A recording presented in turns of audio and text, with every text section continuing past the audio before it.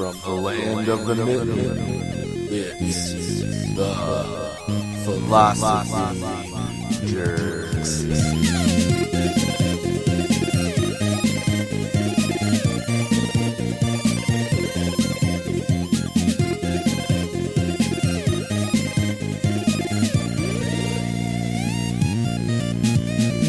Welcome to the Philosophy Jerks. This is episode number 9. I am Brian, joined by the lovely Joshua. Lovely Joshua, and as always, we are the cure for the common conversation. Josh, I made the drive. I am here. I am in Ann Arbor. Well, I appreciate you making the drive all the way out to Ann Arbor, because Lord knows I would never drive all the way up to Mount Pleasant. You have a fear of driving long distances, I pick up on. It's definitely an anxiety. I do hate driving, mostly because I have these twitches sometimes where I try to jerk the wheel, and it takes all the energy I have not to do it. All right. That's something you might have to go on the couch for one day, Josh, but it was okay. I made the drive.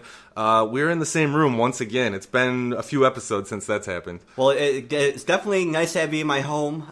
We're here. I actually came down for the Royal Rumble. Yes. To some, that may be a surprise. We've brought it up before, but, you know, we like to think we run a fairly intelligent conversation here, but we are huge fans of professional wrestling. And there's no way to justify that in any intelligent way. Not really, no. We just have fun with it, and so we're getting together to watch it on Sunday. But, so yeah, we came down for that, and we figured, well, hey, we're together. What happened was, Josh, we asked for all those Q&A questions, and all of a sudden we just got exploded with a bunch of Q&A questions. It's remarkable. I don't know where they all came from. We had like 7 or 8 total.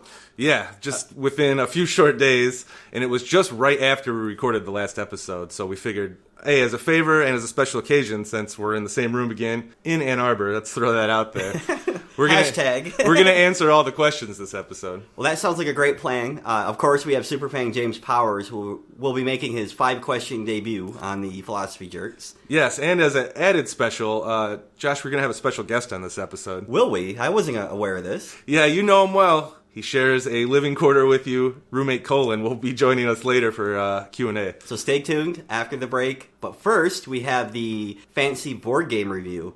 Have you been playing a lot of board games lately? I've been bored. No, it's going to be the beer review, Josh. Of course. What episode would it be without a beer review? A good episode.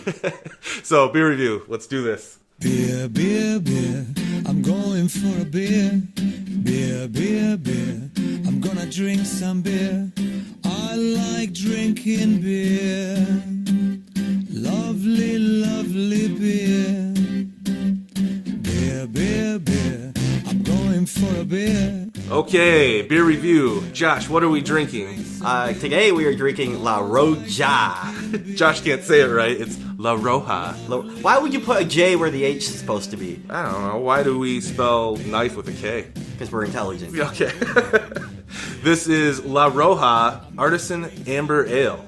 Where is it from, Josh? It is from Brewed and bottled by Jolly Pumpkin Artisan Ales from Dexter, Michigan. Ooh, Dexter. Is there blood in this? I don't know. Yeah. Is there a murderer that lives there? This is his side job. Well, go ahead and describe the brown bottle for us, if you will, because we tend to never find anything but those. We did search for a green bottle this time. And we found one, but unfortunately it fooled us, and it was just a label all the way around the whole bottle. So we just went with this. Yeah. So this is a brown bottle, of course. Describe the logo, Josh. It's got... Well, the logo has a very pirate theme to it, like a Jolly Rogers theme, but it's a odd-looking cat with a feather in its cap, tap dancing around some barrels on a ship. With no pants and thigh-high boots on. I wasn't going to say that part. Well, I mean... We just alienated like 30% of our audience. It's a weird cover. It's a drunk cat looking like a pirate with thigh-high pirate boots on and no pants. What can you say? I think I want to know what I'm getting into. What's the beer like? Let's go through the description. Okay, the description of La Roja Artisan Amber Ale is La Roja, an artisan amber ale brewed in Flanders tradition. Is that like a French tradition? I think it's a Simpsons tradition. Gee Willikers. All right. Deep amber with earthy caramel, spice, and sour fruit notes developed through natural barrel aging. This sounds like garbage water that's put in a barrel for a while. Right. We just take all those ingredients and we stick them in a barrel for a few years. Unfiltered unfiltered, unpasteurized, and blended from barrels ranging to over a year in age. Ooh. Truly an ale of grace and distinction, Josh. Well, let's give this a whirl to see how distinct it actually is. Oh, and it is 7.2%. I forgot to mention that. 7.2. No wonder I'm so happy. Let's give... I'm the Paul O'Brien this episode. Let's give it a whirl. Here we go. Oh. Jesus Christ, what is this shit? I thought this was supposed to be beer. This tastes like... Like cider. Wine cider. This or something. tastes like less acidic vinegar. I really feel like this beer is going to kill me, and it's very appropriate given the city it was brewed in. Yes. Maybe even like a wine? Well, it's definitely got the wine flavor. It's got the acidity. You can really get the fruit taste out of this. It's very strong with fruit. I don't like the sour aftertaste, though. It's like I'm drinking spoiled apple juice or something. Vinegar, man. I'm telling you. This is like a low acidic vinegar. Well, let's give it another whirl. All right. No, this is not.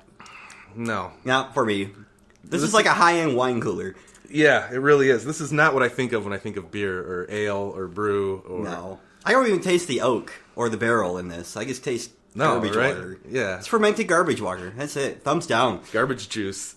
Yeah, thumbs down. Yeah.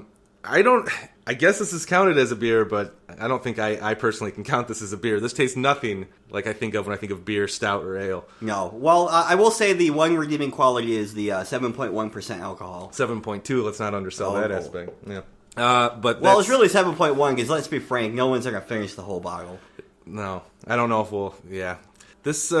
No. Sticking with thumbs down. Me too. So that is 2 thumbs down for La Roja. Roja. Artisan Amber Ale from Dexter, Michigan. Do you think I just offended all our Spanish friends at Philosophy Jerks? No, they probably just saw you as ignorant. Okay, that's good.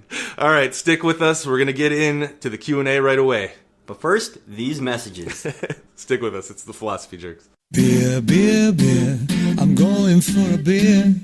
Beer, beer, beer, I'm gonna drink some beer. I like drinking beer. Lovely, lovely beer. Beer, beer. You're listening to the Philosophy Jerks. Do you think you think? What you think you think? When I have a child, I will answer all of their questions and open their minds to the wonders of the world. Well, guess what? You don't know what the fuck you're talking about. You can't answer a kid's question. They don't accept any answer. A kid never goes, oh, thanks, I get it. They fucking never say that. They just keep coming. More questions. Why? I'm going to stop here to be polite to you for a second. But this goes on for hours and hours, and it gets so weird and abstract at the end. It's like, why? Well, because some things are and some things are not. Why? Well, because things that are not can't be. Why? Because then nothing wouldn't be. You can't have fucking nothing isn't. Everything is. Why? Because if nothing wasn't, there'd be fucking all kinds of shit that we don't like, giant ants with top hats dancing around. But there's no room for all that shit. Why? I'll fuck you, eat your french fries, you little shit, god damn it.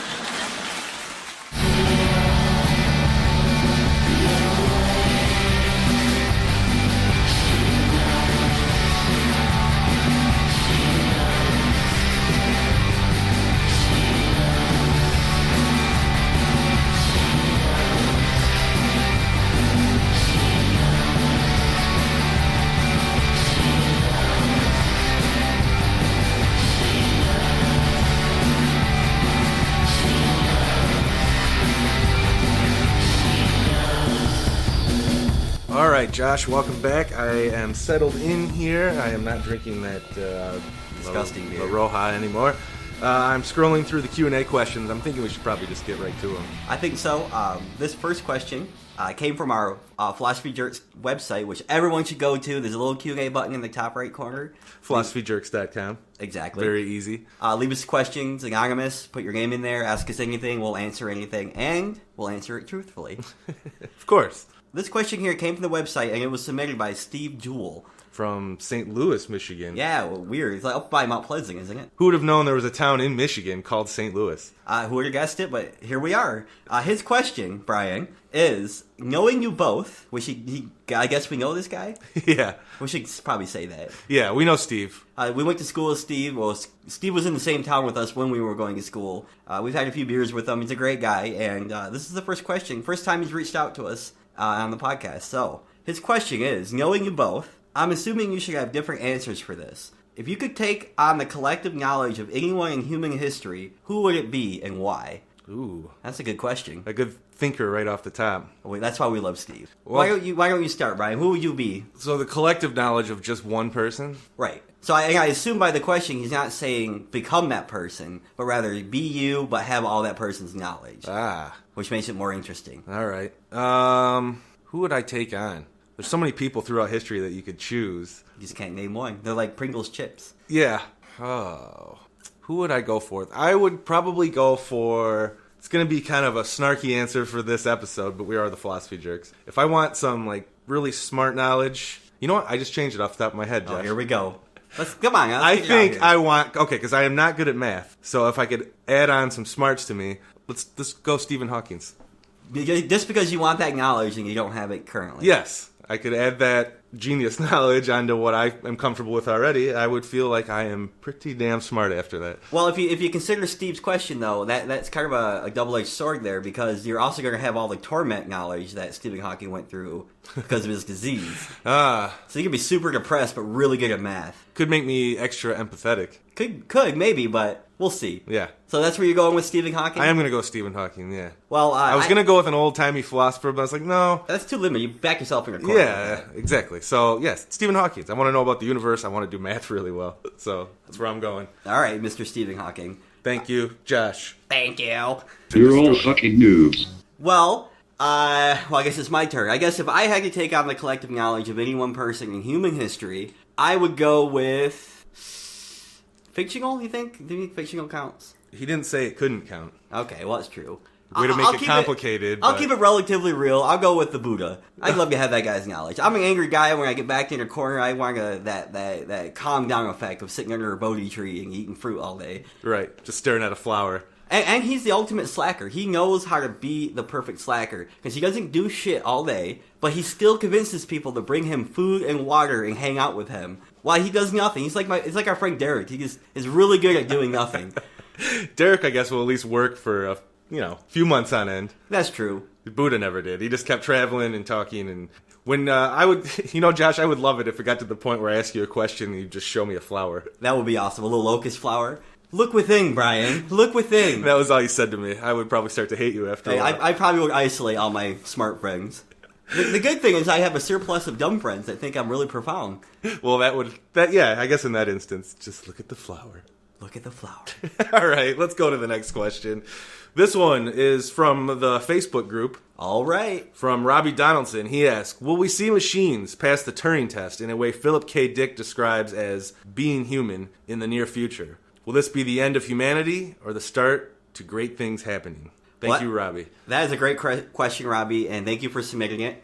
Well, I guess we should start out explaining a little bit what the Turing Test is. That'd be me, right? That'd be you, Josh. So, in a nutshell, the Turing Test is a test that's given to humans, and the whole idea is it's like a chatbot that's so sophisticated that human beings that it's talking to can't distinguish it from human. So, any kind of test that measures artificial intelligence to the point of being indistinguishable from being another human being. So you can't tell you're talking to a robot. Okay. Do I think we'll get there in our lifetime? I think so, actually. I think we've had some remarkable breakthroughs in artificial intelligence in the last couple of months. For instance, there's a programmer in, I think, the Netherlands, or somewhere in that area, Scandinavia or something like that, that took the Mario game and just took the very first level of Mario and programmed rudimentary AI stuff. I won't go into the details, but essentially what it did was it taught Mario to learn from his environment, take commands from the player, and freely roam around and operate within this environment based on the knowledge that he himself, the AI Mario, gained, as well as what we've told them. So, for example, when Mario starts out in the game, he knows nothing about the Goombas. Doesn't know they're trying to hurt him or anything. Well, the first time a Goomba touches him, Mario learns that Goombas sometimes kill him, or hurt him, rather.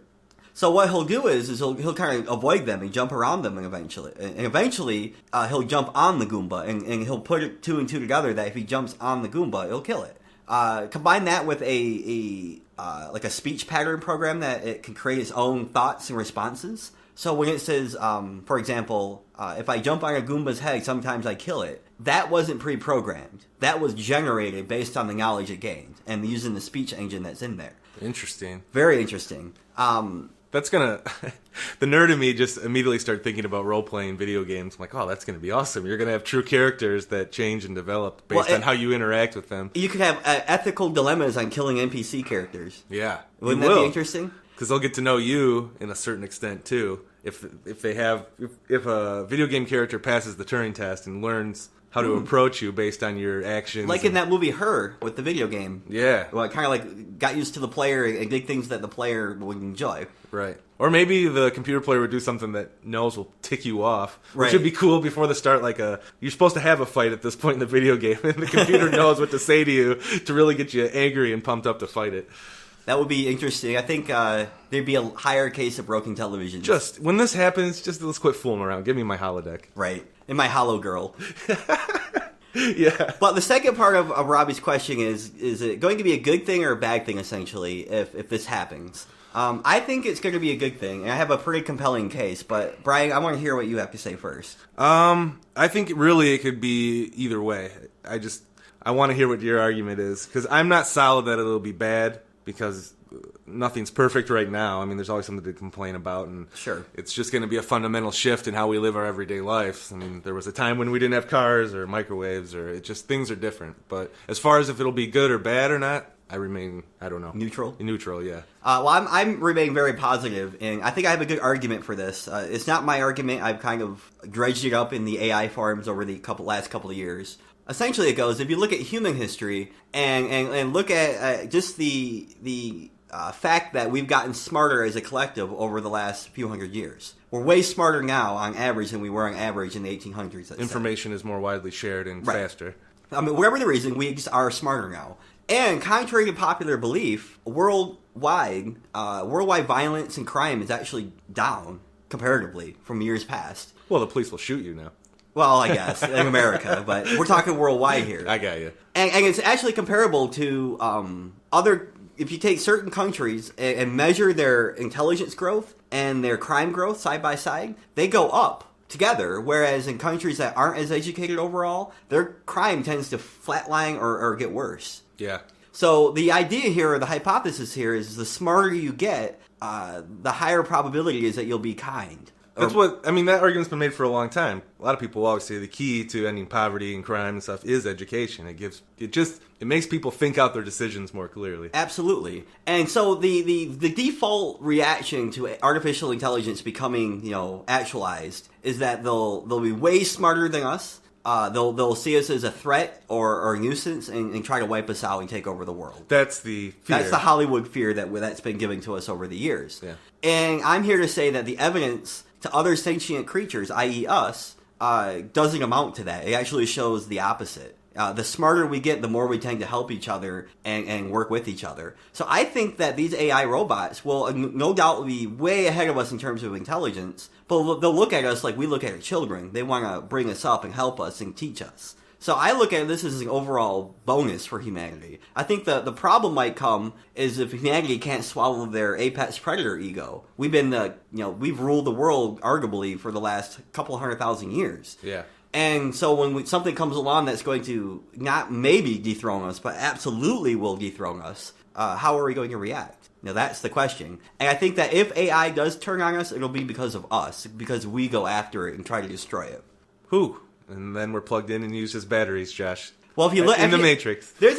I'll make it short, but there's a thing that goes that the Matrix, the entire setup of the Matrix, actually wasn't the best way for robots to survive. They actually did that to be kind to us, but keep us under control. Yeah. Just Google No, it. it's very true, because why would you need to create the Matrix? Why? Why not just... You're robots. You can just go above the cloud and take over Mars or something. Yeah. You don't have to, you know what I mean? You don't have to stay here and take care of We the wouldn't have to humans. be conscious in any way. But look it up. There's a great cracked article about this. Go Google it. But let's move on. I think it's time for another question. Okay.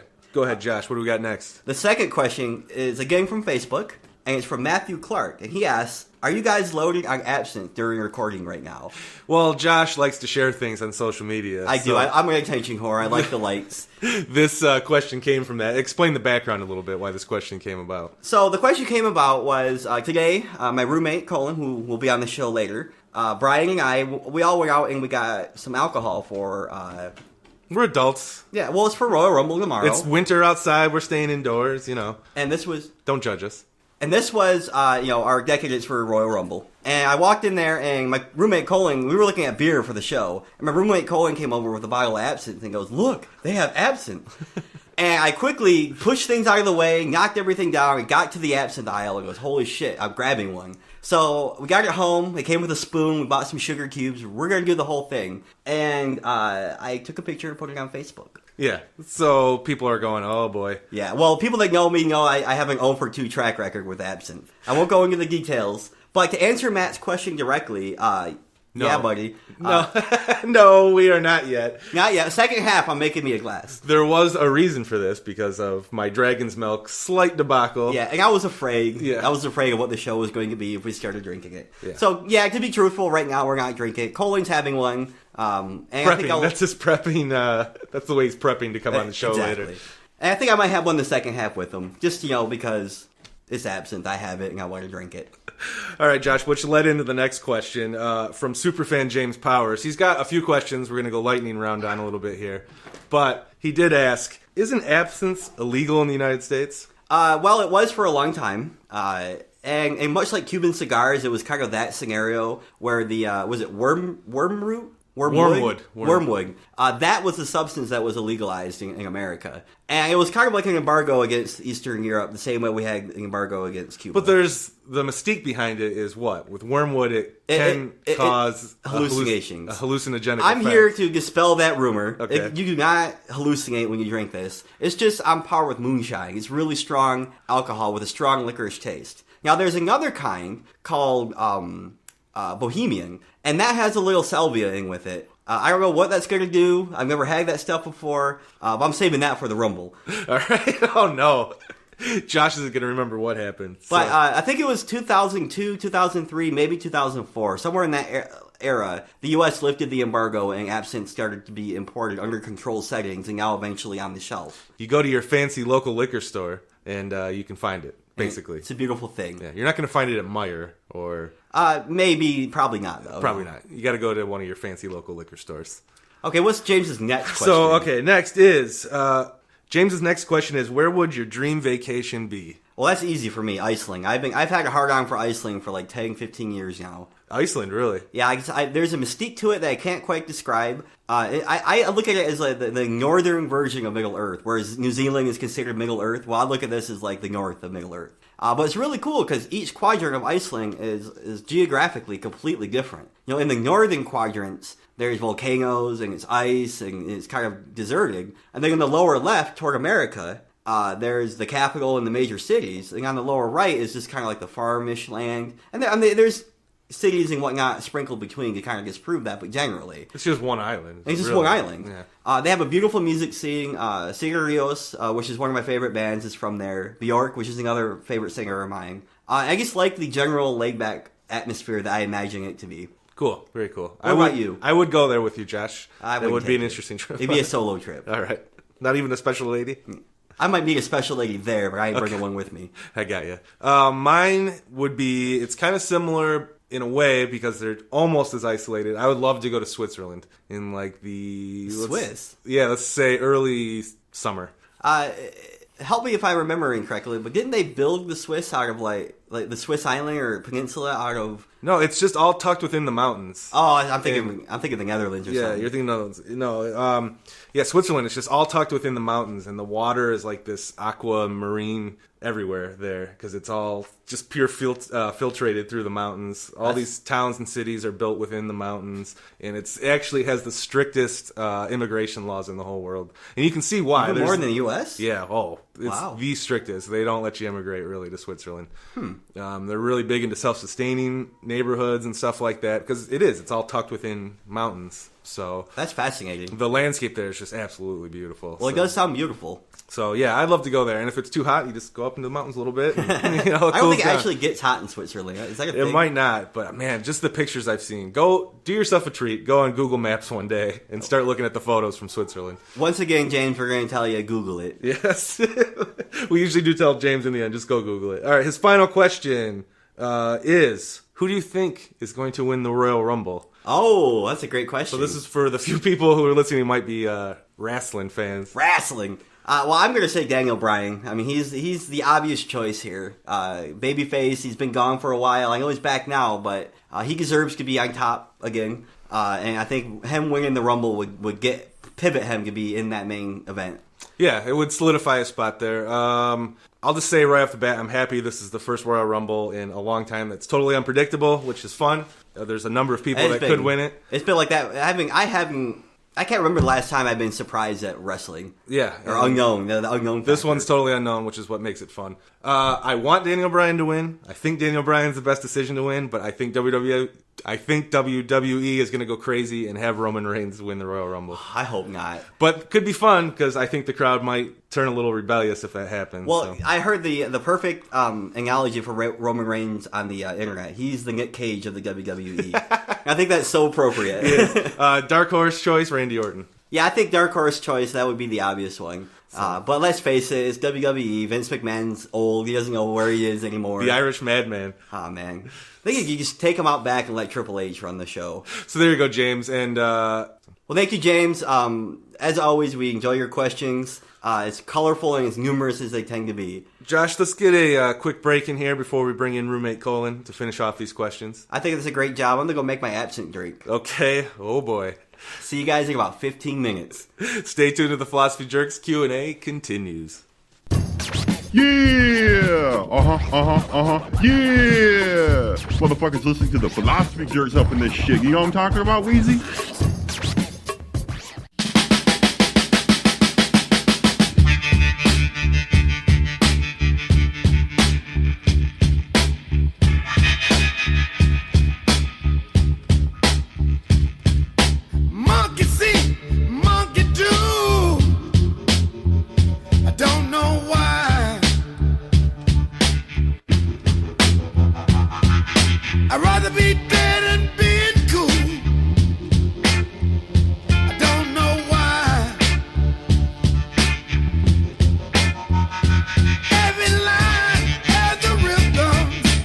Welcome back, everyone. Josh, are you prepared? Are you replenished? I am prepared. I got rid of that shitty beer. I have my absinthe, and I am ready to answer some questions introspectively. Yes. Before we do that, though, we promised a special guest. And we are delivering. Let's bring him on out. Colin. Roommate Colin. Roommate Colin.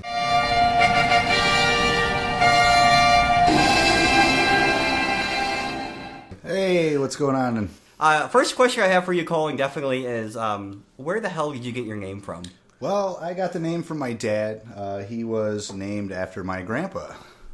Your grandpa, huh? So yeah. Is this kind of like a Boy Named Sue dealio, where it was like, give you a bad name, make you tough, or was this a legitimate name that is just now made fun of in modern society? Because it's actually Colin. Colin, not Colin. Don't confuse it with Colin. No, it's I don't Colin. actually like being called Colin or Colin. Yeah. Oh, Freudian slip. He doesn't even know anymore. Yeah. Okay, well, the name actually came from World War II. My grandpa actually served in World War II. And there was a pilot who was named Colin P. Kelly. Okay. He was, I guess, a very, prestigious military guy who had, really done some good things, and he ended up dying. And my grandpa gave my father the name, and my father thought it was a very kind of strong name, I guess. Sure.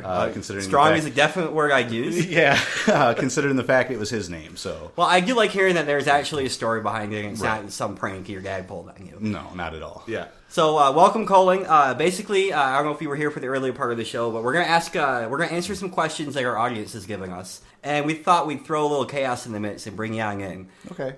The first question I think is going to be very appropriate for you to be here because I think the audience knows Brian and I's stance on the answer to this question. So it'll be great to have a third one. Yeah. Brian, what's the question? This fits a thread that's been going on lately in the past few episodes. We've been kind of stuck on 90s music. God help us. Yeah, so, I mean, this is only appropriate. But this question came from the website, Josh. PhilosophyJerks.com, Q&A button, top right. And we said we could do it anonymously. This person didn't quite do it anonymously.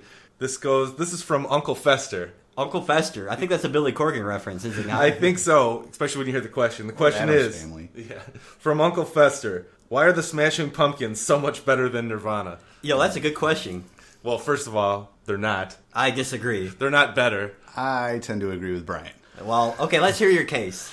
Okay, well, my simplest case is, now, I didn't necessarily say Nirvana is way better than the Smashing Pumpkins. I'm not going to go that far, Josh. Obviously, you can't. But I wouldn't say the Smashing Pumpkins are better because Nirvana has the benefit of they burned out a lot quicker. True. Yeah. Sometimes when you age, you don't necessarily age gracefully. And Well, it kind of taint what you did in your younger years. Well, it definitely should be said that Billy Corgan, ever since around, I'd say 2001, 2002, started to lose his mind. And lately, it's gotten to the point where he's bitching about chemtrails with Alex Jones on InfoWars. It was even Wow, it's gotten That's that true. bad. Yeah. Yeah, there's 2 interviews he's done with Alex Jones now. And he'll go on there and he'll basically say, Alex, I'm nothing like you. You're crazy, but check this out, chemtrails. Wow. Yeah. All right. We're a different breed of crazy. Yes. We brought it up last night when we were talking, Josh, that it was before that Billy started losing his mind. I brought up the time that Lilith Fair, for those of you that remember that music festival, wouldn't let the Smashing Pumpkins play, and Billy Corgan threw an early internet hissy fit about that. Let's be clear, this is an all-female festival, right? Yes. So he got upset that he couldn't play with the Well, girls. Darcy was in the band, So That was his. Oh my, wow. that was his argument, and then he censored it. But let's go back to the question here because the question isn't. This is part of Trailing my off topic. answer. But the question wasn't who's more insane, Kurt Cobain or Billy Corgan. The question was musically, why are the Smashing Pumpkins better than Nirvana? And my case for it being yes is again with you, Brian. I don't think it's by very much. It's a pretty close race. Mm-hmm. But if you look at albums alone, and I'll even go up to Adore. I'll cut off at Adore, or I'll keep going. It's up to you. But Billy Corgan and the Smashing Pumpkins have done a more variety of music decently, whereas Nirvana, albeit great albums, all sounded exactly alike in terms of music. They didn't take a lot of risks. Well, don't you think the Unplugged album kind of was showing that That was their one example. Yeah, and sadly, it probably was a good example of what could have expected a little bit more of to come. Well, but the Unplugged album was still just a variation of the same songs, Yes. using chords that kind of If I have rem- more of a melodic sound to them, I guess, as opposed to the driving, harder sound that they usually have in their normal songs. And if I remember correctly, the bulk of Unplugged was nothing but covers. Yeah, the for bulk the most of it. part. Actually, there were a lot of covers on there. I mean, you had David Bowie songs, you had Meat Puppet songs. There were 3 Meat Puppets, 1 David Bowie, and 1 Vaseline's. 5 out of 12 tracks. Not quite half. Well, Okay, almost. But for a concert or an album that you're staking as a pivot for the band, it's their major pivot is acoustic versions of songs. Yeah, they have already done and 5 covers. I'm just throwing that out there, but I can't really argue with you. I am a Smashing Pumpkins fan as well, big one. Up to Machina. Okay. I'll go up to Machina. Let's go up to Machina. Well, I know, Colin, you have a mild respect, you'd say, for both? Yeah, I prefer Nirvana, but I'm more of a hard rock guy anyways. And, the earlier Smashing Pumpkins was definitely heavier than what they had progressed to, I guess, later on in their career, especially when they'd started branching out. Well, Billy Corgan started branching out, rather. Losing his mind, let's say. Right, yeah, doing Zwan and all the other stuff. So, sure. But I I don't agree that the Smashing Pumpkins were better, and I don't agree that the Nirvana was better. I kind of, have a respect that both of them, in each of their own rights, artists were definitely doing good things. Well, if you could throw a fish hook in the early 90s, I assume that's what the question's revolving around. What band would you pull back as being your big fish, or the better band of the early 90s? Well, me personally, it's Primus. I'm sure you heard you. Oh, I'm well aware of that answer coming, but primarily because of the uniqueness, the musicianship, and the showmanship. They deliver on all fronts. Yeah, they definitely have more talent than Pumpkins and Nirvana combined. Right. But as far as like popular music goes, because I mean Primus never really made it huge and mainstream. They were there, but like as far as more popular bands go, I would definitely say. Well, and there's the Nirvana obvious thing, and I think you're underselling. That's a huge aspect for me too of picking Nirvana is I think their live shows. Where if you went to one of the good ones, I mean, that's kind of a thing I like about Nirvana, right? They weren't polished. So at a concert, you'd catch them where they would just absolutely fucking kick ass, or they'd probably be shit. Right. But the night that you got them when they were kick ass and hitting on all cylinders, and then in the end, they're smashing everything up, and it would be incredible to be live for that. Fair enough. The Muddy Banks of Wishka was a great very, very live good album. live show by Nirvana. That might be my favorite live also, album keep in mind, of all time that I've listened to so far in my life. Kurt Cobain got arrested for kicking a guy in the face. And Chris Novoselic hit himself in the face with a bass. Yeah. So, well, no. To add to that, he didn't kick him in the face. He hit him in the head with a guitar. With the butt of the guitar, yeah. So, well, the security guard was hassling the fan, right? To me, both would be big fish that I'd pull out of the early 90s. Well, same here. I think we all have a respect for it. I definitely think Uncle Fester is biased in asking here why the Pumpkins are better. I think really it comes down to personal preference. One thing that you both didn't say that I'm surprised is that Nirvana has over the Pumpkins is Nirvana kickstarted a whole wave of new music. Yeah, I mean, Alice in Chains and Mudhoney and all that brought it up, bubbling it toward the surface. But Nirvana took it and just shoved it down everyone's throats. Mm-hmm. And not necessarily purposely, which is part of the appeal for me. That's why Kurt Cobain quote unquote shot himself, which is a whole different topic, but. Moving along here. Our second question comes from Anonymous. There's no name here. From the website. And the question is, can there be creativity in insanity? That's another interesting question. I would think you would have to say yes. I mean, I would want to know what you mean by insanity first. Right, that's a loaded term. Right. Yes. Because I think some of the best artists that have ever existed have some form of insanity going on in their head. What's the great quote? There is no genius without a touch of madness. Right, exactly. But I think if I were reading this question and he's trying to put a spin on it, I would think that this person's really asking is that does creativity necessarily follow from being insane? And if that's the tint, I would say absolutely not. There's no. You could be completely insane and never create anything. Just hit your head against the wall. Yeah, I'd agree with you there. But there are definitely certain levels of it that would definitely lead to an abstract thought that could spark creativity. Absolutely. I mean, you'd have to also take it depends on your view of things. But if you were under the influence of a psychoactive, could be considered temporarily insane, and I mean, look at a lot of the music and everything that we have. Look at the Beatles. Right, exactly. A lot of hallucinogens there, and strawberry fields forever. It could definitely be construed as insanity in the right circumstances. So I definitely say yes, but as a blanket, no, probably not. It's hard to make that call as a blanket. Yeah. Did you ever have the fear growing up, either one of you, of how would you necessarily know when you've gone insane in some way? I did have that fear until right about the end of high school, where in my researching, I should back note and say there was mental problems in my family, my dad's side. Mine as well. So I had latent fears like, did I skip a gene or do I have it and all that. And as I did my research in school, what I found out is essentially most people, it's very rare to be insane and know you're insane. Right. And once I really kind of figured that out and I dropped the ego notion of I'm not the rare one, I came to realize that I'm not insane, I'm just different than most people. I'm very smart and I'm different. I'm on a different tint. But I still function in society. I still pay taxes. I still don't, randomly lick people in crowds. Yes. That's a positive. Definitely a positive. This conversation probably wouldn't be happening if you did that. Right. Yeah, I just always had this funny thought of one day would I open my trunk and just go, why am I collecting urine in jars and putting them in the trunk of my car?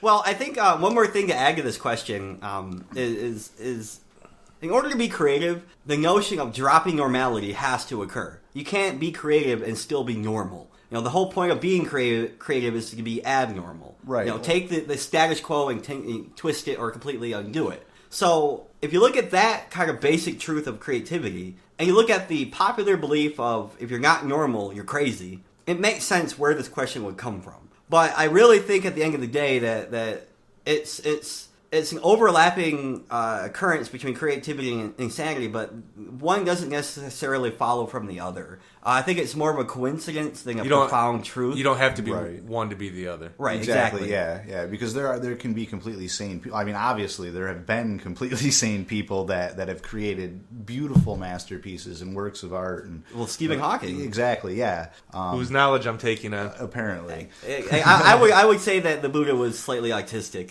Yeah. I'm gonna go. I'm gonna put that out there. Yeah, sure. he would have to be, just to sit under a fucking tree for by 2 himself. weeks? Yeah. I'm a genius now. I sat under a tree for 2 weeks. Loggy fucking die. Which leads into the next question, actually, because of who asked it. Oh, here we go. Who asked it? This came from the Facebook group. Good friend of the show, Derek Schweigert. Oh, Derek Schweigert. He has his own YouTube channel. Josh, why don't you kind of explain that real quick? Well, he does have his own YouTube channel and website, 80shorrornet.com or .net. I can't Google it. You'll find it. Essentially, what Derek does is he takes horror movies from the 80s and does a really cool, really interesting review of them. I gotta say, some of them have been absolutely great. Go check them out on the website. But he's a huge, huge film and horror film buff. We keep trying to get him on. It's going to happen eventually. Stars will align. Stars will align. But at least this time he did send a question, and it says, from Derek Schweigert, what are a few of your favorite horror films and why? Fun question. Yeah. Great one to kind of end the show on here. I would say that one of my favorite all-time horror movies, he's probably going to message me and call me names, but I'm going to go out and say The Blair Witch Project. Oh, wow. That was one of my favorite ones. Now, looking back, I will say that the movie itself, of subpar quality, the acting was shit, but that was the first movie in a long time since my childhood, when that came out, and it genuinely scared me. I was drawn into the movie. I was in a dark room. It was the first time I've ever watched a shaky cam or a reality style movie, and it drew me in. And I didn't care how awful the acting was. I didn't care how bad the ending was. I was there in that reality. And to me, when this might be the absinthe talking, but when you watch a really good movie, you're out of reality and you're a part of this movie. Reality. You want to believe in what's going on. Right. Not even just believe it, but you're there. You're experiencing there. that. You've jumped the bridge. You're in that it's happening and you're in it. Yes. That and the level of suspense that the way the movie was shot, or the level of suspense that it generates, by the way that it was shot, it definitely does pull you into the scene, like making you feel that you're right there. And I'm upset that you said that one because that's the one I had in my head too. Oh. Because when it came out, it eventually became so popular and so overblown that it kind of became the thing to dog on it. Sure. But when I first saw it, when it first came out in the theater, I was young. I was 14, 15, maybe 16 at tops. Went to the theater, walked over there on a day with one friend, and I got into it in the dark theater. And you, not so much as me, but I grew up around a lot of forest and trees. And it is scary. It's scary when it gets dark and you just... And I don't even believe in ghosts or witches or any of that. No, me neither. But for that 2 hours... I believe that there could be a stalker following you out in the woods and you never some see crazy person. Yeah. Well, while you think of yours, Brian, let's ask Colin. What name a horror movie you really like? Well, as far as just like raw, like I guess gritty horror, I really like the sleepaway camp movies. Oh yeah, those are good. They are good, and primarily it's just for the randomness in the death scenes. I guess is how they thought that stuff out, and just all the different things that they do. I mean, at one point in the movie, the serial killer rigs a person up to a golf cart and a flagpole, and like basically runs them up a flagpole, which brilliant. Impales them. Yeah. And then it turns out that the main character is also female. Spoiler alert if people care, but I don't, so whatever. Is also a guy instead of a girl, and that's a very big twist. So you like the twist, do you? Yeah, but I also like the really kind of grotesque, like violent, I like the gore too, because the gore to me it's so horrific if you really think about it. To take your flagpole example, you empathize with being tied up, drug up a flagpole, and impaled. Right. And that is so gritty and raw and scary that for me, all I can do is laugh at it. That's the only way I can comprehend that kind of gore. Oh yeah, there's definitely a zany aspect to it. It has that I guess like Sam Raimi feel to it, even though it's not like Sam Raimi movie. You know, like the Evil Dead movies. Yeah. You know, the campy kind of comedic horror kill scenes, and it also feels like a clone, I guess, of Friday the 13th. If they're campy, it's okay. See, I'm not a big horror movie fan, and it's because I'm not into the violent, gory stuff. Gory stuff. I hate to say it that way. It takes me out of it because I don't take any kind of real enjoyment from it. There's certain movies that have just scarred my brain forever, and it's not because it scared me, it's because I couldn't get over the violent aspect But of isn't it. that remarkable that Right. a fake piece of completely fabricated horror affected you in such a level that is now part of your permanent consciousness? Isn't that in a way unique and beautiful and awesome as far as a work of art goes? It is. Like, you but don't there's the get part that. of me. There's the part of me that still likes to play checkers instead of chess. Right. And sometimes I wish that maybe I just had never seen it to begin with. Fair Exactly. point. I you know, and I've got a friend who is I guess known amongst all the other people that he hangs out with for sending them some really, really disturbing stuff. You know who he is. He was actually here a few weeks ago. Yeah, and he has a unique approach to horror. Yeah. In that it's really exclusively the gore and the shock value that really gets him. Exactly. Yeah, But when and you see, get a that's- text message from him at 8 in the morning and it's some really grotesque stuff, it's bad. Well, I think all three of our choices are probably. Oh, Brian, you never said yours. Well, it's Quickly. still Blair Witch was the one I really Okay. liked. Do you count monster movies as as horror? So I really, really enjoyed Cloverfield. Weird, another shaky cam film. Yeah, I'd say but I same. really had a good time with that one. So if I can't go Blair Witch, I'll say that one. Well, I know I can feel Derek shaking his head at our picks here. Yeah, no 80s picks. There. No 80s picks, because you know what? Fuck 80s horror. We'll save that for when he comes on the show, Derek. Hint, hint. We're waiting for you, bitch. All right, Colin. Well, thanks for stopping by for this Q&A section. Q&A session. We'd like to have you on the show again, so if you're ever interested in our neck of the woods, bring the absinthe, and we'll definitely have a good time. Definitely. Yeah. Well, thanks for having me, gentlemen. And I it always appreciate helps when you guys send the questions on the Twitter. You can just add us at the Philosophy Jerks. Facebook, Google Plus, people. I need to hear and experience your presence on Google Plus. And as always, philosophyjerks.com. Brian, before we head on out, though, let's review what music we played in this show. Yes, the first song, Josh, why don't you say this one, because this is the band you chose. Well, obviously, Smashing Pumpkins cover. This is Gliss doing a cover of Rhinoceros. Taking it on a weird... They totally remade that song and made it their own. Check them out. I found them randomly on YouTube, but check them out. Second song was a Nirvana cover by Charles Bradley and the Meehan Street Band. Miho? Something like that. Menahan Street Band? I don't know. Charles Bradley and the Menahan Street Band.